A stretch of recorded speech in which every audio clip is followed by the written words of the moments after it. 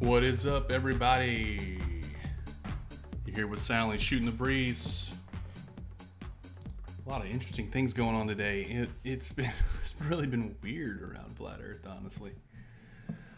It's good to see the chat box is working. I was playing around with OBS earlier and just could not figure out if this chat box is going to work. There was just no way for me to easily test it. Oh, look, my music is just looping. Stop that. So a lot of interesting things going on. Let's get right to it. You might have noticed earlier, or you might have noticed in the thumbnail, if you actually saw the thumbnail, that I had Bob from Globusters on there. Boy, this is going to be interesting, let me tell you. Oh, look, I've got everything a mess. Give me a second to clean this up. Bye-bye. Yeah, much better. Oh, so anyway, say better, but it's not actually. Oh, here, I'm going to do some live editing. How about that? Rearranging some things. Is that better? No? Okay, that's good. Good enough. So I got this email earlier in the week, or maybe last week, I can't remember, from this Dr. John D. Some of you guys might know who he is. He's had this real thing for Mick West lately. I'm not sure what his problem is, but just his treatment of Mick West and that whole thing, I really want nothing to do with him. So John D., if you're listening, that's pretty much why I've declined your participation request. Really do not feel inclined to get myself into drama, to be honest. And just the way you've been treating Mick West lately, I just think is completely just absurd. So yeah, I won't be participating. Thanks, but no thanks. He has some experiment going called peer-to-peer. I really don't think, I mean, what's the point of it? What's the point of actually doing this peer-to-peer experiment when me and Jesse have gone, jumped through hoops to do experiments and observations. We've collected raw data showing that the Causeway is curving, and I mean, these flat earthers, they just don't want to, they don't want to actually look at the data that we've collected. So really, what's the point in participating in any more experiments, especially ones that do with optics? I mean, the flat earthers themselves are the ones that are trying to use optics to say that there is, there's these optical effects that are making their flat plane look exactly like a globe. It's ridiculous. So why are they doing more optical experiments then? It's so silly. Anyway, so moving along, I will not be participating in John D's experiment, mostly because of the character that he's exhibited while dealing with Mick West. I just don't want to participate with a person that is going to treat other people that way. So yeah, going now to Walter Bislin's blog article. Walter Bislin has taken Jesse Kozlowski's waypoints, which we brought up in the last hangout, if you were paying attention, me and Jesse. He has taken them and rendered them and overlaid one of my images on top of that as well. So those dots that you see on the screen there, those are the waypoints that Jesse Kozlowski recorded as he drove across the Causeway. And Walter's tried to line it up as best he could there. There might be a little bit of refraction involved there in the imagery, but what we do know for a fact is that those GPS waypoints plotted back into a 3D grid show curvature of the bridge, which looks very similar to my observations. Beyond that, Flat Earth's dead. I mean, Flat Earth is dead from this observation right here. From this data that Jesse has collected, Flat Earth's dead. I really don't understand why we're even discussing it anymore. But, of course, the Flat Earthers are going to find a way to deny, ignore, do whatever they have to do to just, stay within their cognitive dissonance, stay within their bias as much as possible. Well, go ahead. That's all I got to say to them at this point, because the empirical data, literally going out and touching the Causeway with a GPS receiver, shows plain as day, very clearly, that the Causeway does curve. And looking at my mic settings, it appears that my audio is a little low. Can somebody give me feedback and let me know about that? Yeah, so Fight the Flat Earth actually put me onto a video, which I have not watched yet, but I will be watching after this. Apparently, we're being called hitman for the globe or something like that. I don't know. It's going to be interesting. I'm sure. It's by a validation boy who's completely invalid. Anyway, yeah. Moving on. So I recently ran back into this National Geographic video, and if you haven't seen it, I suggest you do. The National Geographic actually interviews Mark Sargent in this video, and I was, it never surprises me just how much the flat earthers talk about don't believe anything that anybody else tells you. Use your own critical thinking to come upon your own conclusion about what is actually going on with the shape of the earth. They say things like that all the time. It's all just fake. It's so fake because they don't actually look at evidence, which is really bizarre when you think about it, because that's what supposedly they're supposed to all be doing, is going out and recording evidence. But right here in this little clip, you'll see, just listen to what Mark Sargent says right here. So you don't think that what we're seeing is actually real? You think it's because of heat? Absolutely heat. Does anyone here in Flat Earth believe it's a globe? Okay, so right there in that little clip, what has happened is that this independent research group has gone out there, basically somebody like me and Jesse Kozlowski. I don't know who these guys are actually, because they don't really even give any details about who these people are, which is really bizarre to me. But this independent research group goes out there and is doing these observations over water. And Mark Sargent, of course, is going to deny that. Who cares about what the evidence says, right? They'll just make up a way for it to work on the flat earth. Well, the interesting thing is, then he turns around and appeals to the majority of flat earthers, right? He's appealing to other flat earthers like somehow some flat earth consensus dictates what is and isn't true. Do they really think that way? That is amazing to me that he does this. Is it just all a show for him? Is it just all a show? Is it all about clicks and YouTube videos? I mean, what is he really after? Because I really don't believe he thinks it's flat. I think that he is making money off of YouTube, and that's why he's doing it. Plain and simple. That's all there is to it. He's making money off of gullible people. Because if you're actually serious about finding the truth, then you don't just throw data away. And that's they all do it. They just throw out data if it doesn't suit their needs. Still flat. No, anyone, raise a hand. It's not a pear either. And it's all about memes for flat earthers. It's not a pear either. Well, of course it's not a pear. Nobody said it was a pear. Neil deGrasse Tyson said pear-shaped, and if you actually go back to that interview, he goes on to say, for all intents and purposes, it's perfectly spherical.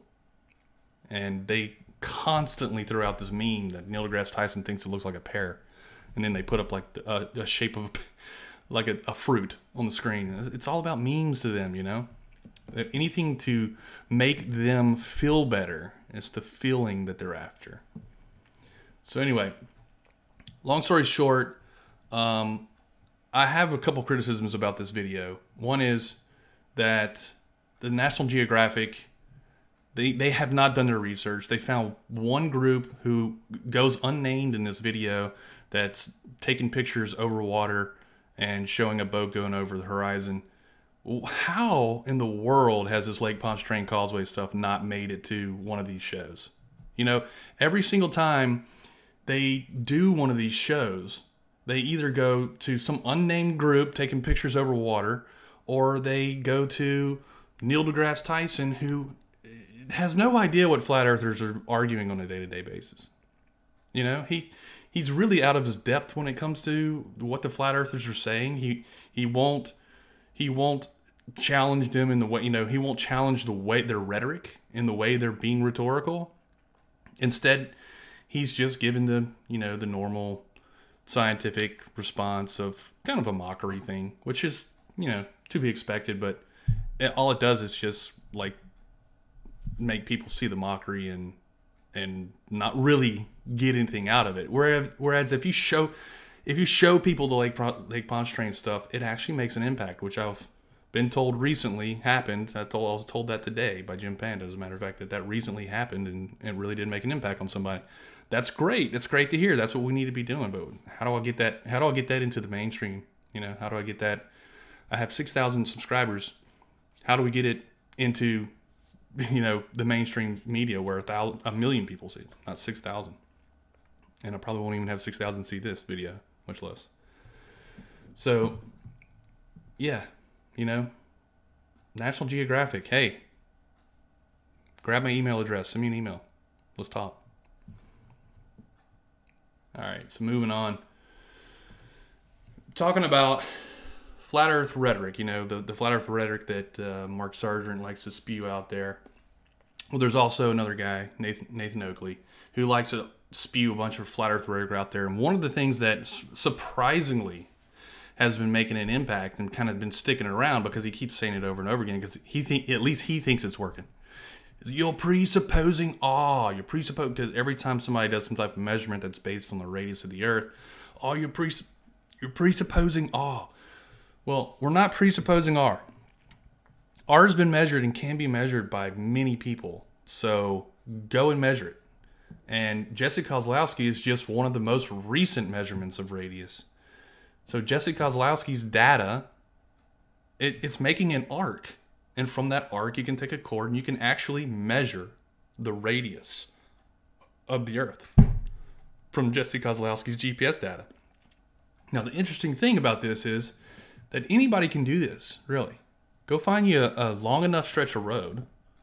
And I don't know what this upload right here is, but Walter's intent is that other people will be able to come and upload their own data. I don't know what format it's in. It'd be worth looking at, actually. He might have stated that. Geodata in CSV format. So we're talking about Earth-centered, Earth-fixed coordinate system. I don't know what the exact format is that he's looking for. We'll have to get some clarity from Walter. But this is the point right here, is that Walter is, in fact, showing... Look, here's the full set of data. I wonder if it says edit.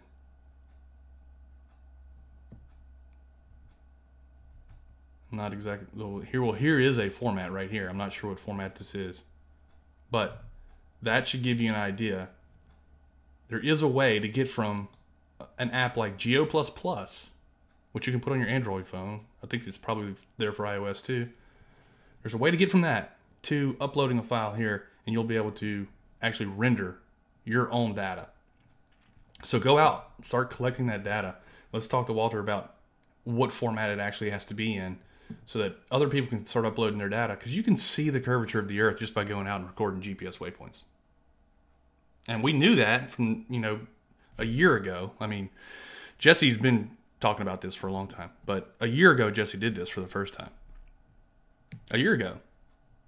Now, it took Jesse a little while to publish it, but a year later, we were like, okay, we know how compelling this data is and what it really means. It really means we're going out there, despite the optics, you know, forget about refraction. We're going to go out there and physically touch the Causeway with a GPS locator, right? And take that data and then plot it back into a 3D space. And this is what you get. You know, this is what you get right here. And how do you deny that? You can't say it's optics. You can't say there's a curving lens. You can't say there's refraction. You know, all these things that they've been spewing, basically rhetorically, for the last year, out the window. And not only that, now you can compare it against my photography and tell that my photography legitimately is showing the curvature of the Earth. As a matter of fact, refraction's showing less curvature than should be shown. And that's what we've been telling them too. Refraction works exactly the opposite of what they've been saying. Standard refraction, typical refraction. Yeah, of course, there's situations where you can have looming or something, but that's not what we're talking about. Go on a clear day, take a photograph. Refraction works against the curvature. And that's what you're seeing in this data right here. This data right here, okay? That's what you're seeing. So every single time they start making arguments about refraction and stuff like that, just refer them to this data. Say, oh, what are you talking about? We've measured it with GPS. We don't need cameras. What are you talking about? You're way behind the game. That's what you need to be telling people, because they are. This is definitive end of flat Earth stuff. It should be over. So, what I need is for you, the army, to go and take this data and shove it down their throat. That's what you guys need to do. Walter Bislin, go check out his blog. He has some great stuff on here. He has some stuff from a year ago that is a whole bunch of different, let's see, blog English, I think is where I have to go. Yeah, there's a whole bunch of different blog articles he has on here. He has the Advanced Earth Curve Calculator on here, which is kind of like McWest's Earth Curve Calculator, but it has dials and stuff you can move around, change refraction and stuff. Comparisons of globe versus flat Earth model predictions with reality. He's got all kinds of stuff on here. Creating flight plans for a flat Earth, distances on globe and flat Earth. I mean, just go check it all out, man. This is really something this should be a staple of the debunker arsenal right here. This is the one that is the most popular app, because there's all kinds of stuff in here. There's my observations, transmission line observations. So this is the Causeway observations, the ones on our Soundly, and then there's the transmission line ones, and there's Rainy Lake, Little Tensas Bayou. This one is the oil platform, Grace, Chicago, Bedford Level experiment, and I still don't know what this one is. Canago Mountain. I don't know what that one is. It must have been something. These are all like popular observations that have been in the mainstream flat Earth argument for a while. In any case, go check out his blog. It's pretty amazing. Again, presupposing R. We don't have to presuppose R. We can directly measure it. Jesse Kozlowski has done it. And here is him showing you how he took his raw data and went from that to a radius. All right, moving on. Yes. Bob Knodel. Globusters. Oh my goodness gracious. This guy. Yeah. That's all I got to say. He is nothing but a used car salesman, this guy. It's unbelievable. So listen to this clip. Yeah. Boy, the eclipse this time was really strange. It just seemed like, I don't know, it was different. Let's put it that way. So, yeah, a lot of people got footage of it. In fact, some of the Globers were doing live streams. I could not believe how many live viewers. I think it was Soundly had something like 11 or 12,000 live people watching it. Unbelievable. Okay, so he goes from, it's weird. The eclipse was weird, and I'm thinking to myself, why? This looked exactly like the last eclipse, which was earlier, 2018 sometime. It's like, it looked exactly like the other eclipse. I don't know what he's talking about. It looks weird. And then he goes right into, well, Soundly had 12,000 viewers at one point. That's why it's weird? What? Why is that weird? Now, it was awesome that I had that many viewers. I had 12,000 concurrent viewers at one point. I think I had 13,000 at one point. That was fantastic. It was the best, I guess the best video that ever happened on my channel. It really was. And I was very grateful that whatever magic SEO happened that night, that a lot of people showed up on my channel, and it was great. But how is that weird? I'm live streaming the eclipse while the eclipse is happening, and people want to see it. And I had some really good footage. I mean, I had a little camera switch in the middle, which was weird. That was weird. But it paid off, because I ended up taking these still frames, and the still frames were super high resolution and super sharp, and it turned out great. But Bob, why is that weird again? Sounds like somebody's got their feelings hurt or something. So anyway, long story short, these guys go on to claim, I don't know if it was Globusters, but someone out there, because I've heard the rumor, is claiming that somehow I CGI'd this live stream. Now that is some deep paranoia, ladies and gentlemen. Somehow live streamed CGI. There was like 15 other live streams going on. Like what? Oh my God, these people are amazingly absurd. Like there is something wrong with them. It's unbelievable. But the funny thing that I think about the Bob Knodel stuff and the Globebuster stuff, the thing that I think is the hilarious is what you saw in my thumbnail, which is he knows the Earth's a globe. He knows it. He proved it to himself. He actually took a ring laser gyro and proved that the Earth rotates at 15 degrees per hour, just like it's supposed to.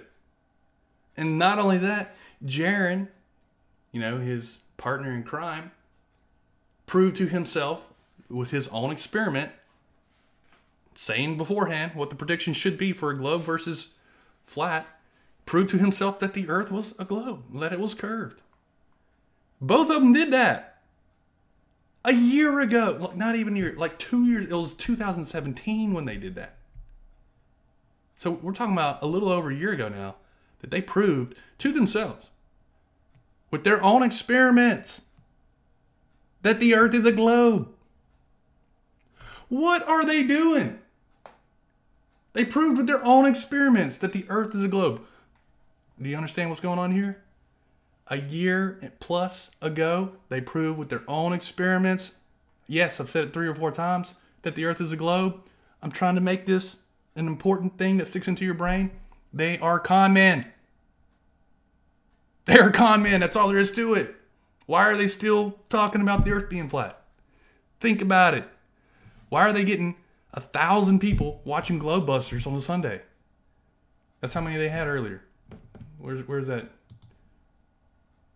Well, they're showing the live numbers now. I guess there's still 29 people in the chat. I'm being one of them. But there was 1,000 people plus watching this show. Why? I mean, even train wrecks get boring after a while, don't they?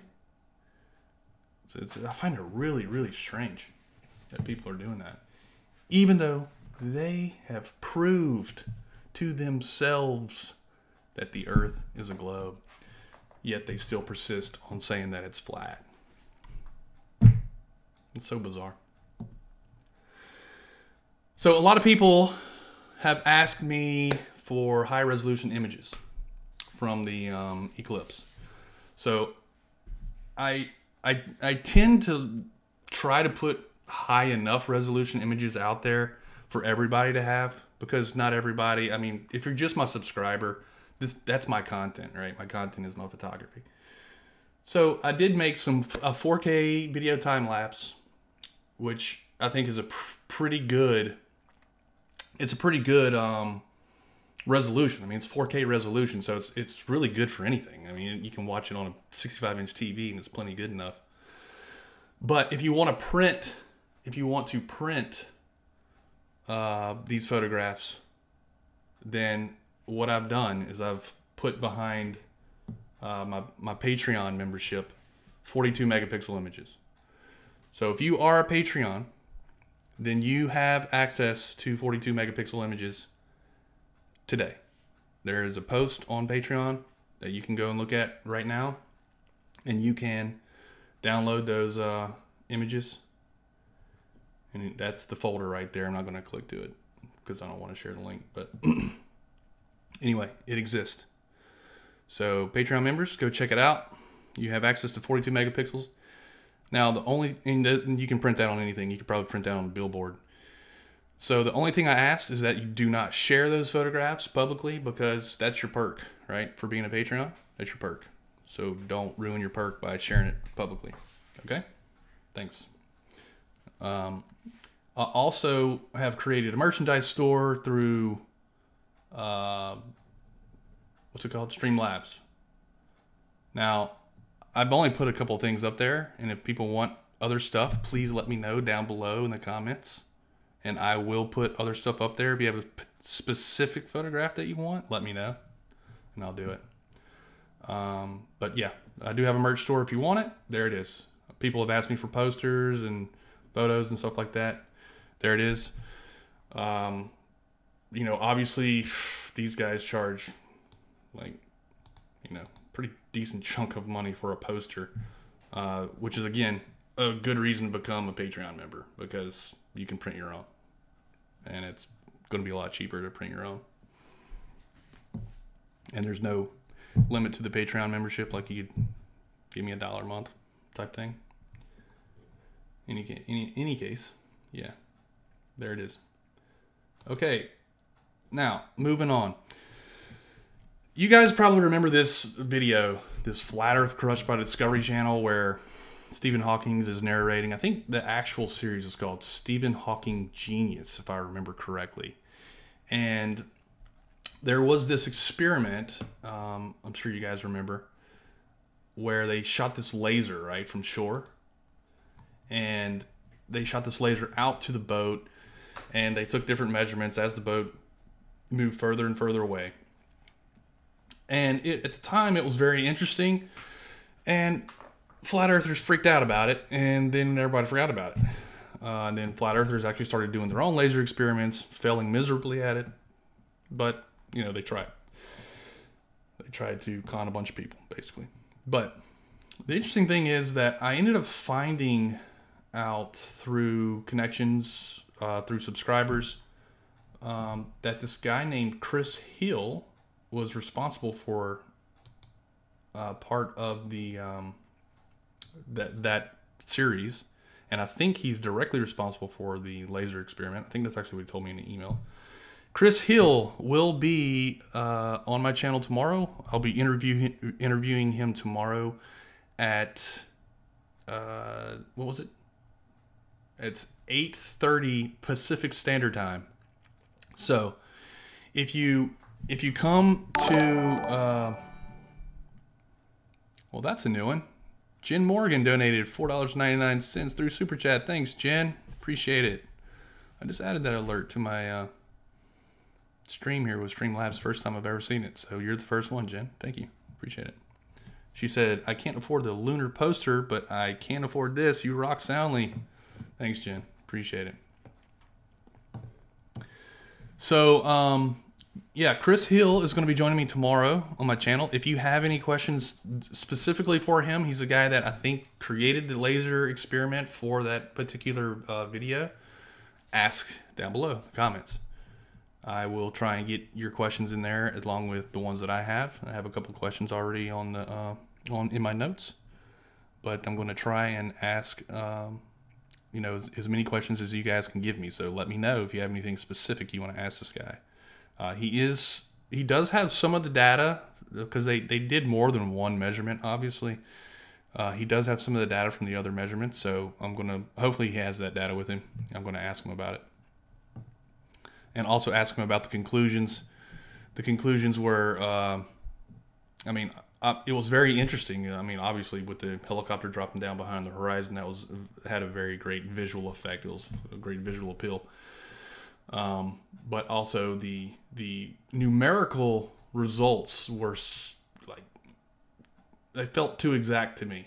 I mean, it's possible that the numerical results were exactly that, but I am curious about what his whole data set looked like, and if that was an average or what. But I don't know what he still has left, but I'm going to ask him about it and see if he has it. So anyway, let me know if you have any questions for him tomorrow. All right, that's pretty much it. I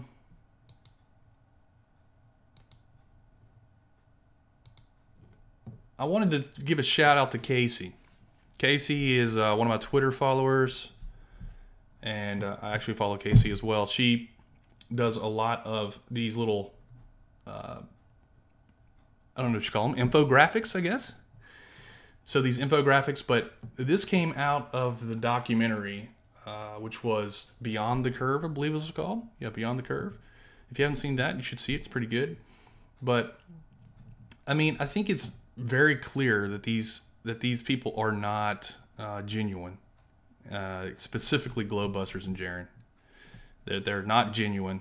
that they've proven to themselves that the Earth is in fact a globe, and yet they still persist on this, flat Earth core nonsense. And I'm just saying, if you're following these people, just have a moment of reflection, knowing that they themselves said that they had the data showing that the Earth was a globe, or especially Bob did, and still they're talking about it being flat. That should really get under people's skin, even if you are a flat earther. Just my 2 cents. Not that you're going to listen to me, because apparently I'm a demon, or apparently I'm a what's the word they called it? Hitman. Yes, I'm a hitman. I'm a flat earth hitman. Let me see if I can find that video real quick before I shut down here. Hold on a second. Let's see.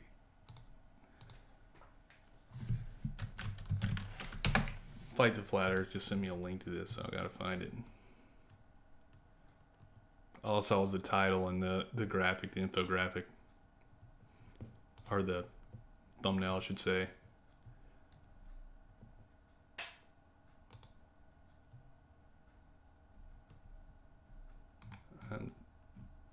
Where did he send this to me? I can't find it. Did he email me? Fight the Flat Earth if you're out there. Let me know where you shot, because I just saw it a second ago. You sent it to me on Twitter, I thought. Maybe it was Hangouts.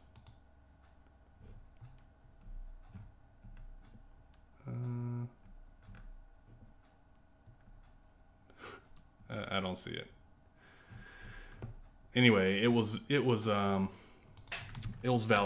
Boy. So Validation Boy, his video. Somebody has a link to it, I'm sure. Y'all probably talking about it in the chat already anyway. Here it is. Validation Boy. Here it is. Okay, let me pull this up. Let me get this video pulled up here.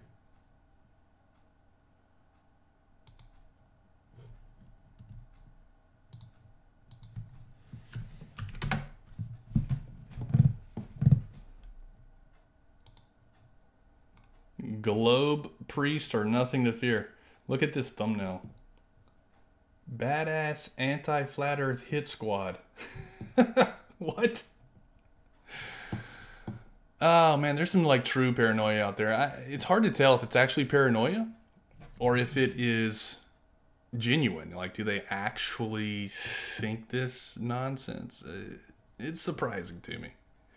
It's surprising to me if they actually believe it, or if it's just part of the game, people going back and forth, and it's just this tit for tat in the community type stuff. It's hard to know if they're actually genuine or if it's just a joke. It's really hard to tell sometimes. But anyway. Okay, so I'm glad this actually pulled up, because I wanted to mention this. Greater Sapien and Critical Think are now out there in, in the Southern Hemisphere. Flying back and forth from, well, I don't know if they're flying back and forth. They flew from Australia down to Antarctica. And the last I saw, they were flying along the coast of Antarctica. So, very interesting what they're doing. Also very interesting that Wolfie actually got Greater Sapien out there, which is really awesome. Greater Sapien actually accepted the invite from Wolfie, which Wolfie gave to Flat Earthers before Greater Sapien. If you recall, he actually invited Jaron to come down to Australia with his wife. Wolfie was going to fly Jaron and his wife to Australia, and Jaron declined. What? Even if you're still going to be a flat earther afterwards, why wouldn't you go for free? It's so silly. Oh my gosh, that was crazy. But yeah, so now Greater Sapien is down there in Antarctica. It's pretty awesome. That's awesome. I'm really happy to see him down there, and especially with some of the stuff he's had to go through this year. It's been kind of a little rough road there for a little while, getting basically conned out of a bunch of money, unfortunately. So it's good to see him down there in Antarctica and actually being able, and Wolfie actually like manning up and you know, helping him out. I mean, really, that's what it came down to. Wolfie just pulled the trigger right there, which we all know. There's nothing but good things to say about Wolfie. I mean, the guy has just shelled out some money to try and help flat earthers. That's what they don't even realize, you know. Flat earthers don't understand that I don't have to go buy a telescope. I don't have to go buy a Sony A7. Wolfie doesn't have to, you know, send me a P900 and go buy all this gear to take pictures of, geostationary satellites and, you know, and show the flat earthers all this stuff. He doesn't have to go buy all these drones to fly up and show double sunsets. He doesn't have to go buy the P1000 to show him panning across these islands that are being obstructed by the horizon. You know, I don't have to take these multiple trips out to Lake Pontchartrain or up to Michigan or out to Alabama. You know, the where was I? Mobile Bay. Like, I don't have to take these trips to do that. So we do it because we actually do want to prevent people from falling into this trap, and we actually do it out of the goodness of our heart. We really are, and yet we're being demonized all the time, and it really makes you wonder, you know, how their perceptions are so skewed that they don't understand that we're just genuinely trying to help them. But that is where we are. You know, we're at the point where the people that are left in flat Earth that haven't bailed out just generally think that we hate them and we're trying to fool them or con them or something. It's really strange because that's not my intentions at all. My intentions are to actually provide definitive, visual, obvious evidence that the Earth is a globe so you can get out of the rabbit hole. I mean, that's my intention, and I really hope that any flat earther that's out there listening will understand. I genuinely want the best for you. I want you to come out of the rabbit hole. I want you to see that you've been conned and that you can move on with your life away from this negative energy and this negative emotional roller coaster that is the flat Earth. I mean, we just saw what happened with Poncho Pete. It's not healthy. What's going on is not healthy. It's just driving people down into this world of paranoia where everyone's out to get them. Or where everyone has had a sex change from birth. I mean, it's crazy stuff that they're perpetuating out there these days. So everyone's not out to get you, man. And, you know, it's just not the way it is. Get out. Get out of the rabbit hole. We've given you the evidence. We've given you everything you need to get out. Just take the step. That's all you have to do. Anyway, so that's pretty much it. Just shooting the breeze, guys. Oh man. So let me take a look at the chat real quick and see if I've missed anything or if people are shouting out to me. You know, this chat in Streamlabs is pretty cool, but it's hard to tell if you're actually mentioning me. So I'm going to have to pop into the live chat and see. Let me try and pull it up over here. Let's see what's going on. So a shout out to new subscribers. I picked up like 2,000 plus subscribers from the eclipse. So hopefully they're actually watching. We don't always talk about flat Earth, but there's a lot of flat Earth stuff going on this channel. I prefer to really talk about my observations, photography, stuff like that. Like I do want to have a video about field rotation because that was a question that came up a few times with the eclipse stuff. I had a large amount of field rotation all at once, and people were asking about that. And I should do a video on it, but basically what it comes down to is the moon was essentially directly in front of me and went straight up over my head. And whenever it does that, when it goes straight up over your head, when you're on alt-azimuth mount, what that alt-azimuth mount does is it goes up like this, and then it goes, spins around, and then it goes back down that way. So now if it were out away from the scope, you know, if it was at a different altitude, a lower altitude, then the field rotation is more gradual. But whenever it's almost directly in front of you and it goes straight up over your head, I mean, the alt-azimuth does this. It goes, turns around, goes back the other way. And that's why the field rotation was so dramatic right there, right at the end.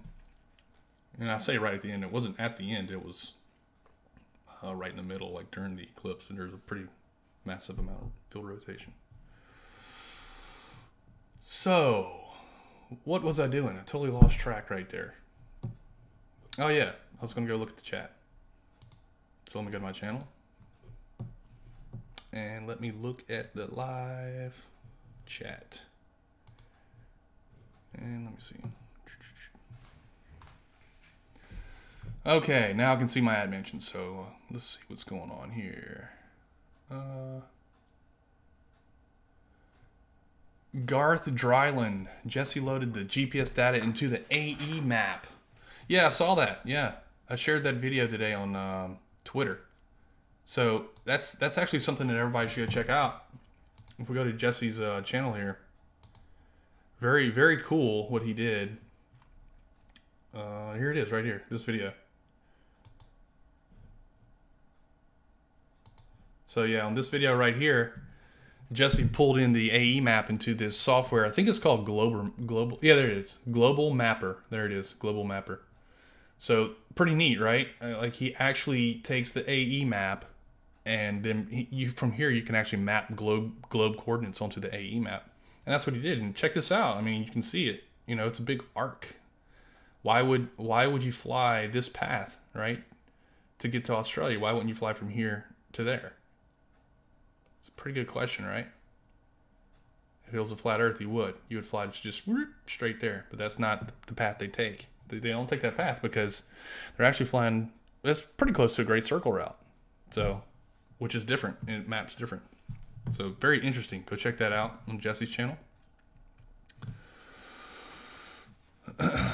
Validation Boy says, Sally, don't try playing my video and making money off my work. I'll have to strike you. Validation Boy, you can't strike me whenever I'm commenting on your work. That doesn't make any sense. Fair use. Sally, why do you need it to be a globe? I don't need it to be a globe. It just is. It just is a globe. And what I guess if I need anything, I need people to stop lying to other people and trying to con them into thinking it's flat. That's why I'm here. But Sally, tabloid conspiracy is fun, derp. Yeah, that's true. It is. It's fun, but it's also dangerous. Like I said, I know people that are in this arena, and one of these days I'm going to have him on. He's going to agree to come on and talk about it. I don't think he's ready to do that right now, but a friend of mine in this arena has family that got so deep into these rabbit holes that they ended up dying. So it's important that we battle it so that doesn't happen to people. Somebody has to do it. I mean, if you have any empathy at all, you have to do something. As long as the breeze doesn't shoot back, Sally. I've actually wondered where that comes from. Where does that saying come from? Shoot the breeze. It's interesting. I just kind of threw it on my title and not even thinking. This is the second time somebody has kind of joked about it. Monkey Sage says, Sally, your eclipse captures were great. Thank you, Monkey Sage. I appreciate that. Like I said, for my new subscribers, I told everybody that I would find a way to get the high-resolution photos of you guys. I have rendered that into a 4K time-lapse, so that's as high as I'm going to put on my channel for free. And then all my other ultra high-resolution images, 42 megapixel images, are in a Google folder, which is accessible by my Patreon members. So it only takes $1 a month to be a Patreon member, I'm just saying. What was the final total for the eclipse? 13,000 plus at one point. Yeah, it was 13,000 plus concurrent. And I think I ended up with 535,000 views of that video. Somewhere around there. Somebody can go and fact check me on that one. Oh man, you know, YouTube always does this weird reload. I talk about it every single time it does it. It does this weird reload of the messages for some reason, and it moves my location. Sean Hawkins says, Soundly, I'd like to be on a panel about astrophotography with you guys. Well, astrophotography, I can tell you, I'm more of an amateur at astrophotography than I am at photography, and I've actually been trying to get a picture of Orion like for a couple nights now, and I don't know what I'm doing wrong. I'm just not able to get my scope to turn to it correctly. It's like not aligned correctly. So really, we need somebody like Astronomy Live. I mean, it'd be great if Astronomy Live would join us for some type of astro stuff. I'm sure he would. I haven't ever asked him, but it'd be great to have Astronomy Live, and us all have a panel, and even Simon Dan. I mean, Simon Dan's doing this astronomy lecture, right? Astronomy 101 lecture. So if we all got together and like just kind of shared notes, it'd be fun. Definitely think so. Go check out Sean Hawkins' channel, by the way. He's a new and upcomer. He actually provided me with the where is it? I'll go back to Streamlabs here. Let's go back to the corkboard. Yes, he provided me with this formula right here. Dropity equals up divided by mass divided by buoyancy. Great formula. Yeah, that's how they determine the down force, the dropity force. Back to the chat here. Soundly, I vote for Sean Hawkins' suggestion. Yeah, Tommy, for sure. I agree. Wait, are we talking about? Oh, Sean Hawkins says meridian flip. Oh, this must have been whenever I was talking about the field rotation. It's called a meridian flip? That's interesting. That's good to know.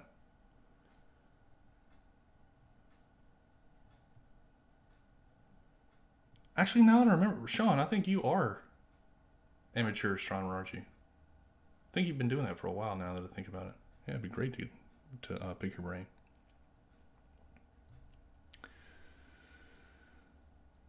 All right, let's keep going here. Garth Dryland, he's loaded the rest of the flight too, Soundly. Yeah, I saw it all the way down to Antarctica. That's the last I saw. That was from this morning. All right, Soundly, you should stop at Far's Seafood in De Alamo. They have on display a diving helmet made by the restaurant's founder in the early 40s. Interesting.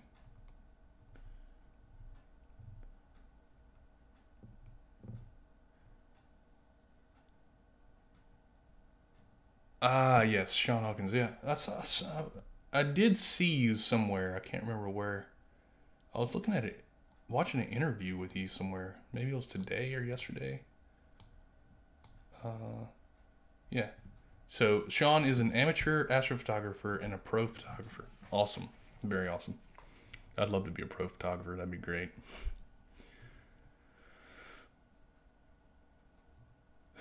June Morgan says, Soundly, maybe you could get a flat earther onto an astronomy panel. Yeah. I'd rather actually do astronomy instead of arguing about why I could work on a flat earth.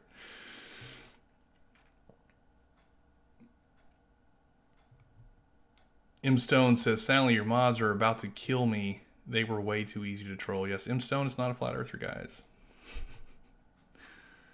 I have so many mods. It really is absurd. I have a lot of mods. Conspiracy Cats. Yes, Sean Hawkins. I did see it. I was like watching it while I was cooking or something. I can't remember. It was like on, but I was only half paying attention.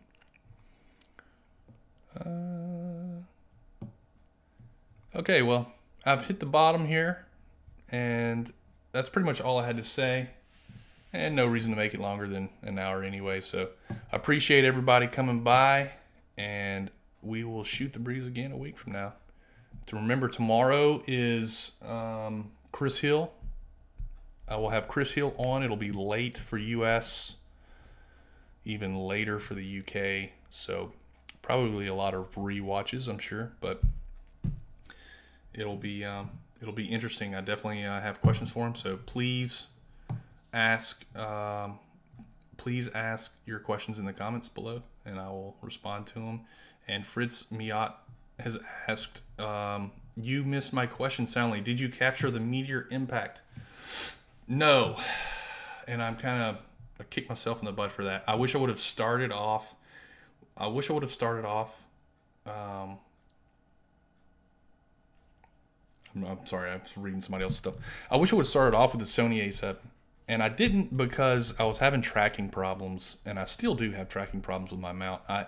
That night was the best track I've ever had, ever. And I've done plenty of 3-star tracks, and they do just start drifting so badly. This one, for some reason, stuck. It did really well. It could have been because the scope was going, like the moon was going mostly overhead, and the problem could be with my azimuth, whatever in the scope, whatever the problem is, I don't know. But yeah, so I didn't catch the meteor strike because I was actually switching cameras at the time, and for some reason my Sony started off in this crop. It was in a crop, which only usually happens whenever it's in the video mode. So I'm not exactly sure why it was cropped in so much. I switched it just after the impacts, and I switched it to a wider angle, which is more in the photography mode. And it was great. I mean, the photographs that I got were so sharp, even during the live stream. I was really happy with it.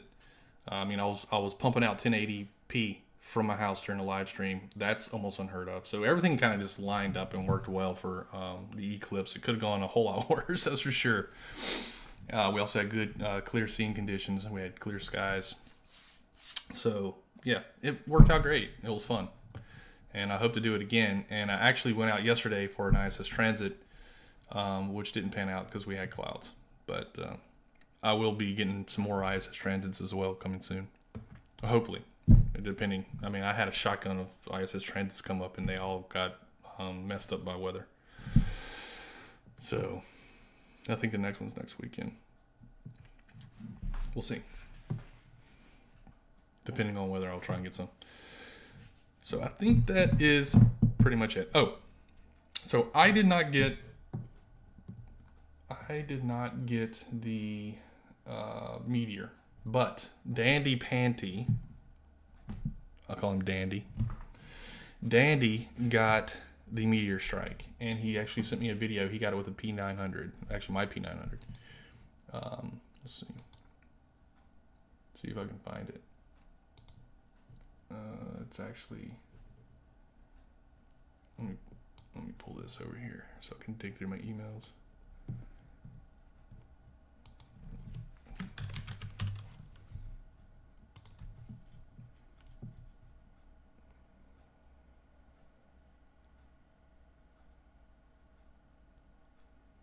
Here we go.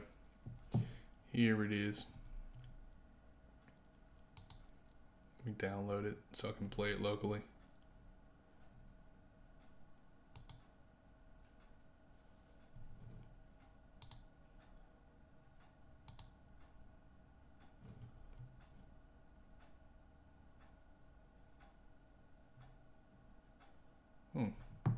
It's still downloading. That's surprising.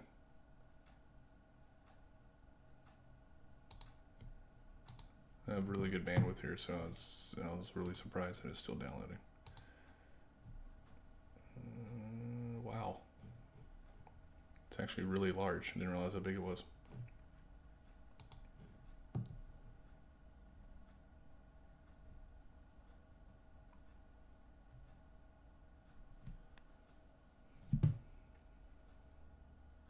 Well, just bear with me. I'm going to show you this meteor impact that Dandy sent to me. It's a rather large file. I didn't realize how big it was actually. And I'm still wondering how big it is because it's I'm downloading I'm at 4 gigabytes right now already.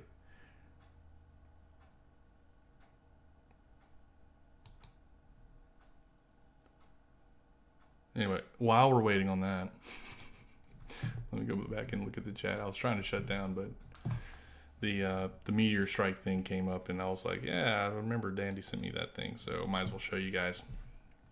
Anyway, yeah, so yeah, there was definitely some type of meteor strike, and it was big. I mean, it seemed big anyway. For the amount of space it took up, it was like the explosion itself had to be like kilometers wide. So very, very interesting that it happened like during the eclipse. Now, there are meteor strikes on the moon, and they have a list of them somewhere. I've seen it somewhere. NASA has a list of meteor strikes, of known meteor strikes on the moon. And it happens relatively frequently, you know, like I think in 2018 there was like, 20 or something like that, if I remember correctly. So it's not like it's unheard of, but there's just the fact that it happened during the eclipse is pretty awesome. Yeah, that was pretty neat, and of course frustrating for me that that I didn't actually capture it. That was frustrating. For such a good luck night that I had, I was really surprised that I just happened to be in the middle of swapping this thing. So let me. All right, here's the meteor impact now. Let me open this up. Oh no! Missing codec. I can't play it. I just moved over to a new machine. I'm on a Windows machine now. And I cannot play this video because it's missing an AVI codec. Wow. Okay, well, I will promise to show you guys this video in the future. Me trying to do it last second here, I'm not ready. So I will promise to show you guys this video in the future. Like I said, Dandy did capture it, and I have it. I actually might be able to give me one more. I'll try one more thing. Let me see if I can get it in, because I have seen the preview through Google Drive. So let me see if I can see that real quick before I shut it down. Where?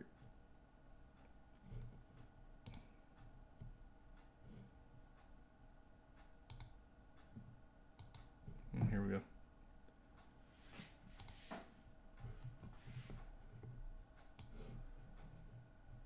Okay, here we go.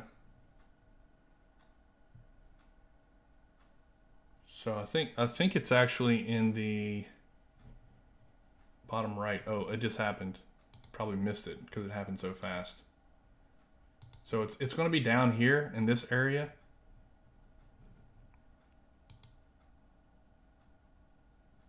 Boom. You saw that? Oh, look, Dandy crops in on it and shows us again. Slow-mo. Boom. Yep. So Dandy definitely captured. That's with the P900 right there. He captured that. Nice shot. Yep, there it is. Boom. He crops in here and shows. Oh, he shows it. Oh, he shows it to us in 3 different speeds. I got you. Nice. Well, there it is. Look at it one more time. Boom. Slows down right there, shows it again, and then he crops in and shows it one more time. Pretty cool. Pretty cool, Dandy. Nice capture, man. Nice capture. It probably made it a lot easier to see, actually, that it wasn't during the eclipse because everything was dark, right? Okay, well, everybody, thanks for stopping by. I really appreciate it. Thanks for shooting the breeze with me. I'm trying to make this a regular thing on Saturdays. I missed it yesterday, so maybe it's going to be a regular weekend thing. Hopefully, I'll start scheduling it so you'll be aware, and that it's coming. And Mondays are definitely my days, and I've been trying to make that consistently about interviews. Like I said, Chris Hill tomorrow. So I will see you guys there. And thank you for stopping by.